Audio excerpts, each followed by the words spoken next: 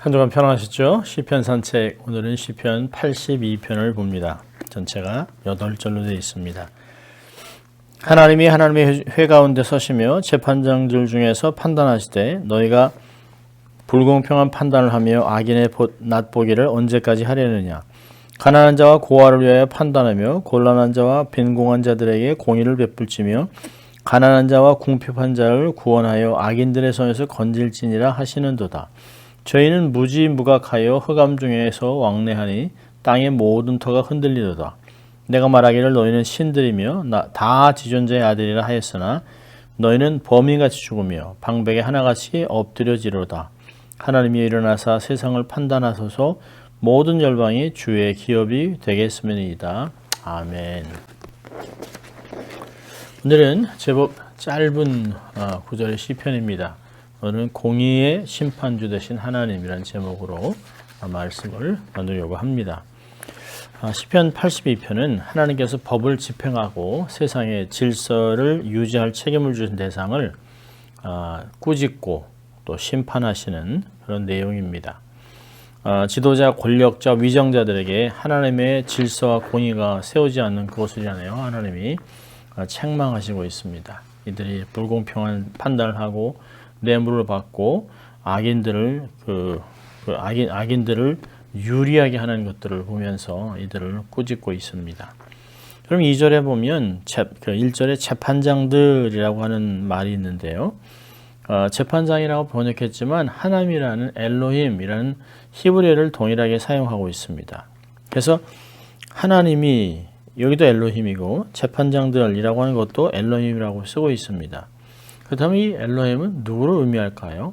어떤 분들은 신들이라고 얘기하고 또 이게 로컬 우상들이라고 얘기합니다만 전통적으로는 신들은 심판주이신 하나님께서 하나님께 심판을 받을 인간 재판장들, 통치자들이라고 보고 있습니다. 여러분, 재판관이란 재판을 받는 보통의 사람들에겐 신과 같은 존재들이죠. 그들의 말 한마디에 따라 그들의 어떤 상황이 결정되기 때문입니다.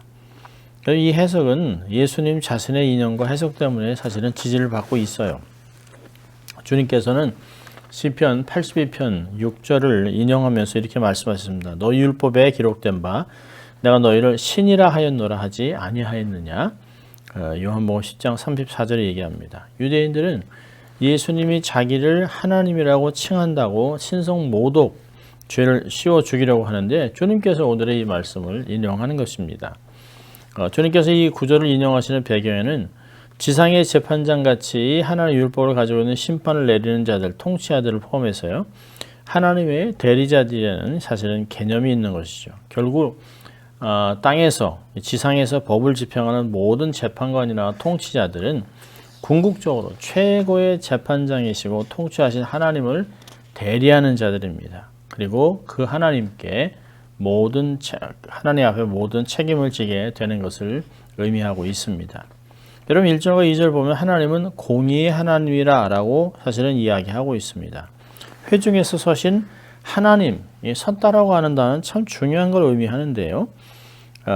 재판장이 코트에 섰을 때, 또 재판장이 퇴장할 때, 중요한 것을 선포할 때 이렇게 섰다라고 하는 표현을 쓰고 있습니다. 여러분 스데반을 변론하기 위해서 예수님이 벌떡 일어나셨다라고 하는 표현이 사도행전 7장 55절에 나오고 있습니다. 인간 법정에서는 바울을 대동해서 그 공의 앞에서 이단이라고 정죄받고 돌로 맞아 죽는 그 동일한 사건 속에서 하늘의 법정에서는 예수님께서 벌떡 일어나셔서 변론하고 있고 심판장 대신 하나님 앞에 그를 변론하는 모습을 보여주고 있습니다. 하나님의 행사는 모두가 다 의롭습니다. 그래서 아모스에서는 반복해서 이런 얘기를 합니다. 아모스상 5장 15절에 너희는 악을 미워하고 선을 사랑하며 성문에서 공의를 세울지어다. 또 5장 24절 보면 오직 공법을 물같이 정의를 하수같이 흘릴지니라 라고 이야기했습니다. 무고한 자의 피를 흘리지 말라는 것이 하나님이 계속 명령하셨어요. 하나님은 당신의 기준, 공의, 가지고 이 잣대를 가지고 모든 것을 판단하실 것입니다. 구약에서는 그 잣대가 율법이었습니다. 신약에서는 예수 그리스도가 모든 것의 기준이 됩니다. 그분이 우리의 의가 되셨다라고 하는 고린도전서 1장 30절은 이런 의미에서 사실은 말하고 있는 것이죠. 그래서 하나님은 혼합되고 공의 질서가 깨어지는 것을 극히 미워하십니다. 하나님은 공의의 하나님이에요. 그래서 이 하나님이 3절과 4절에 공의를 행하라고 명령하고 있습니다. 하나님의 성품대로 그 공의를 행하라는 것이에요. 3절과 4절 보면 하나님이 세상의 재판장들에게 맡기신 임무가 뭔지를 밝혀주고 있습니다. 그들이 부당하고 부정한 판단을 하고 있는 것을 지적하고 있습니다. 그러니까 세상의 재판장과 통치자들은 하나님께서 그들에게 부여하신 임무를 하나님의 주신 정의와 하나님의 긍휼, 하나님의 성품에 따라 시행해야 하는 것이죠. 그렇지 않을 때는 하나님께서 그들의 심판자여 통치자이신 하나님께서 그들의 죄에 대해서 반드시 심판하실 것입니다. 마지막 날 하나님은 그들의 심판주로서 그들에게 책임을 물으실 것이라고 성경은 반복해서 이야기하고 있습니다. 여러분 여기 보면 그 사람들을 이렇게 표현합니다. 가난한 자, 고아, 곤란한 자, 빈궁한 자, 궁핍한 자 이런 사람들은 모든 법적인 보호가 있어야만 하는 사람들입니다. 만일 법이 그들을 정당하게 보호해주지 않으면 사실 약육강식 같은 사회에서 그들은 강자들에게 그냥 먹이가 될 뿐입니다. 희생물이 될 뿐입니다. 그래서 사실 힘이 있는 자들에는 법을 사실 두려워하지 않아요. 왜냐하면 자기들이 뇌물을 먹이고 또 무전유죄, 유전유죄라고 하는 말을 계속 믿고 있기 때문입니다. 돈이 있으면 아주 심한 죄도 뭐 쉽게 무죄로 풀려나기도 하고 집행유예로 풀려나는 것들을 보게 됩니다. 돈이 없으면 빵 하나 훔친 것 같고 3년, 5년 감옥에서 살아가는 그런 불쌍한 모습들을 보게 되어 있습니다. 이게 다 법을 어기는 그 재판장들이 법대로 하지 않기 때문에 그렇습니다.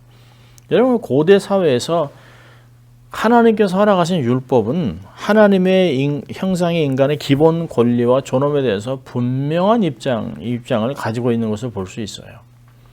고아나 또 과부나 연약한 자, 소외된 자, 지방을 지나가는 외국인들에게 공유를 베풀고 그들을 도와주라, 그들을 품으라 얘기하고 있습니다. 성경에서는 인종차별이라는 것을 볼 수 없어요. 하나님에겐 그런 게 없습니다. 태어나지 않은 어린아이들에게도 그 생명을 존중하라고 하는 것이 하나님이 허락하신 율법입니다. 근데 그 당시에 고대 그 근동지 왕을 보세요. 자기가 원치 않는 아이들은 신에게 몰래게 줘서 태워버립니다. 죽여버립니다. 얼마든지 낙태할 수 있어요. 장애인들은 그냥 죽여버리면 끝납니다. 스파르타식 같으면 태어난 아이들이 장애가 있다, 건강하게 자라지 못할 것 같으면 절벽에 떨어져 죽여버립니다. 그것은 뭐 동서고금을 막론하고 다 그런 일들이 벌어지고 있습니다. 그런데 오직 하나님의 마음을 품은 율법은 하나님의 공의에 따라 모든 사람들을 귀하게 여기라라고 하는 것들이 있습니다. 하나님께서는 무리하게 사회의 제도를 뒤집어 놓지 않으면서도 인간이 인간으로서의 법의 보호를 받을 수 있도록 법적 또 제도적인 장치를 제공해 놓으셨습니다.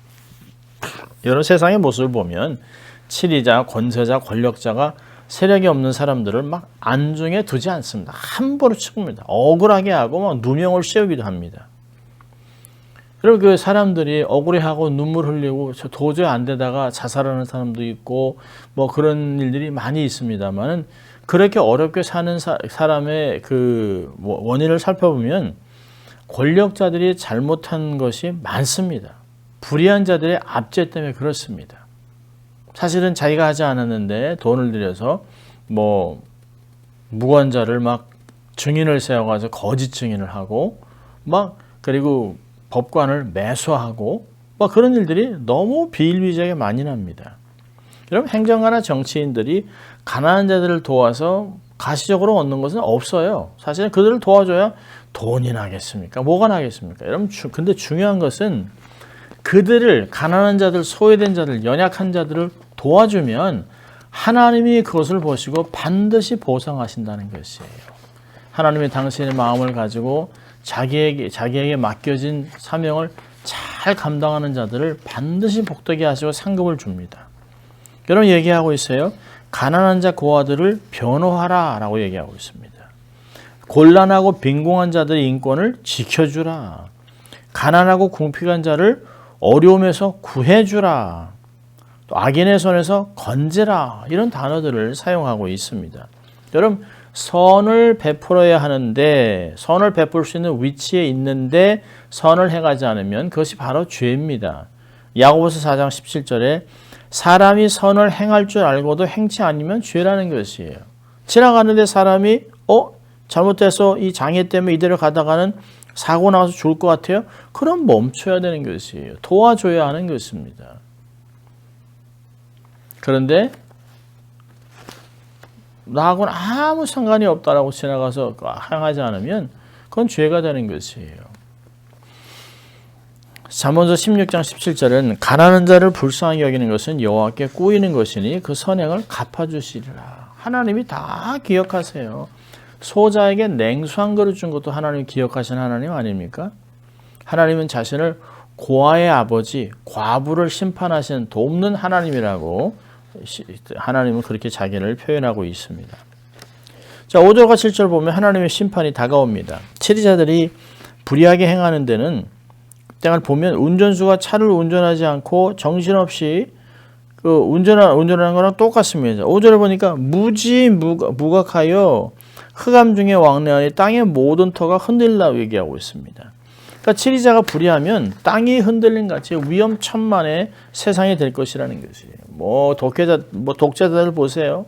그들 때문에 사실은 이런 행악자가 나타나면 나라는 쑥대밭이 되는 것입니다. 어려움이 오는 것이죠. 왜 하나님께서 이런 행악자들을 벌하실까요? 그들은 하나님의 대리자들이기 때문에 그렇습니다. 하나님이 그들에게 그것을 맡기신 것이에요. 여러분 정부의 역할이 뭡니까? 하나님의 공의를 드러내기 위해서 상선벌악을 실시하는 것이에요. 여러분 로마서 13장 1절부터 4절까지는 너무 잘 기록했는데요. 각 사람 위에 있는 권세들에게 굴복하라. 권세는 하나님께로 나지 않음이 없나니 모든 권세는 다 하나님의 정하신 바라. 그러므로 권세를 거스리는 자는 하나님의 명을 거스리미니 거스리는 자들은 심판을 자취하리라. 관원들은 선한 일에 대해 두려움이 되지 않고 악한 일에 대해 되나니 내가 권세를 두려워하지 아니하려느냐? 선을 행하라. 그리하면 그에게 칭찬을 받으리라. 그는 하나님의 사자가 되어 내게 선을 이루는 자니라. 그러나 내가 악을 행하거든 두려워하라. 그가 공연히 칼을 가지지 아니하였으니 곧 하나님의 사자가 되어 악을 행하는 자에게 진노하심을 위하여 보응하는 자니라. 네, 하나님이 칼을 주셨어요. 그 칼로 상선 벌악을 하는 거예요. 악인들을 벌하는 것이에요. 감옥에 가두기도 하고 또 도저히 안 되면 엄청나게 많은 사람을 죽이고 하는 그런 사람들은 시리얼 킬러 같은 사람들은 사실은 데스 페널티가 필요한 것이에요. 하나님의 형상을 없앤 자, 죽인 자는 반드시 그 생명으로 보답을 해야 합니다.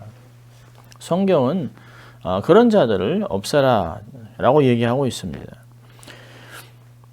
불성실하고 악한 지휘자들, 재판장들에게 하나님은 재판장으로서 선고를 내리십니다. 어떤 선고를 내릴까요? 사형 선고를 내려요. 6절 7절 보세요. 내가 말하기를 너희는 신들이며 다 지존자의 아들이라 하였으나 그러나 너희는 사람처럼 죽으며 고관에 하나같이 넘어지리로다.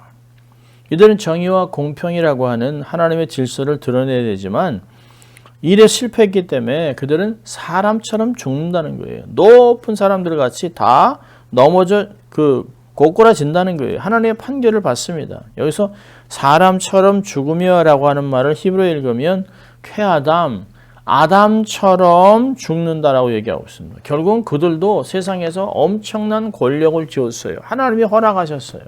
마치 그 권력으로 모든 것을 할 수 있지만 하나님이 딱 사형을 내리면 그냥 연약한 인간이든 죽는다는 거예요. 그들은 나약한 인간의 것을 벗어날 수가 없는 것이에요. 하나님이 temporarily 하나님의 영광을 위해서 거룩을 위해서 그 권력을 맡겨주셨는데 제대로 감당을 못한 것이에요.